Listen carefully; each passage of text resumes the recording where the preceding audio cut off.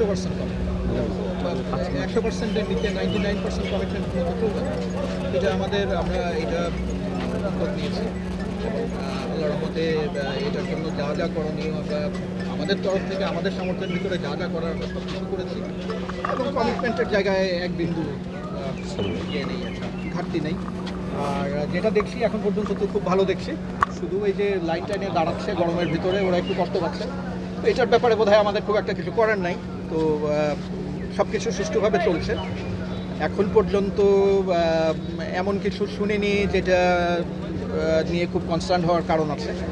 পরিবেশও যথেষ্ট ভালো, আপনারাও দেখছেন, আপনাদের নজরদারিতেও আছেন।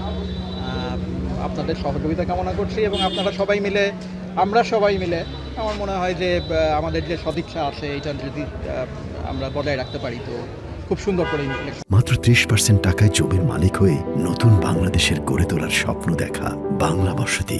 আমি জানতে চাই স্পেসিফিকভাবে কোথায় তাদের পোলিং এজেন্ট ঢুকতে দেওয়া হয়। কাজে এই ধরনের কথা বললে আপনাদের সুনির্দিষ্ট তথ্য দিয়ে কথা বলতে হবে যে অমুক জায়গাতে বা ওইখানে পোলিং এজেন্ট দেওয়া হয়। কাজে এসব কথা আমি অ্যাড্রেস করবো না। ইউনিভার্সিটির বাইরেটা আমাদের জুরিসডিকশনের বাইরে। এখানে আইন শৃঙ্খলা রক্ষাকারী বাহিনী যারা আছেন তারা সবাই সচেষ্ট আছেন যে বাইরে যেন কোনো খারাপ পরিস্থিতির সৃষ্টি না হয়। তো এটা নিয়ে আমাদের একটা কনসার্ন আছে এবং এটার দায়িত্ব হচ্ছে যে যারা বিশ্ববিদ্যালয়ের প্রশাসনের বাইরে যারা ল অ্যান্ড অর্ডার দেখেন তারাই এটা দেখবেন। আমি শুধু বলবো যে আপনি যদি উদ্দেশ্য প্রণোদিতভাবে কালি লাগানো মাত্র ঘষাঘষি না করেন, একটু শুকানোর সময় দেন, কালি উঠবে না ইনশাআল্লাহ। তো চেষ্টার কোনো ত্রুটি নাই। আমাদের 6টা ওএমআর মেশিন আছে, 6টার জায়গায় 12টা ওএমআর মেশিন জোগাড় করতে পারলে বোধহয় আরেকটু আগে হতো।